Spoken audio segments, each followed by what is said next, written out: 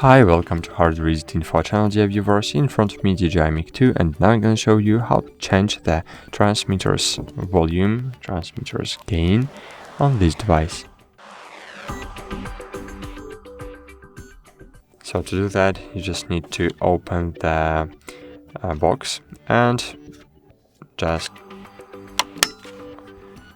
take out one of the transmitters. As you can see, it's not enabled automatically. I really don't know why. So I will enable it manually and go. And to change the volume on the receiver, you can do it in different ways. First way is just to press on the ring, then press the ring again, and as you can see now the receiver is as you can see highlighted, and now you can scroll the ring right to add gain and to scroll left to remove gain. So in this way you can change the volume, but you have another way to do that.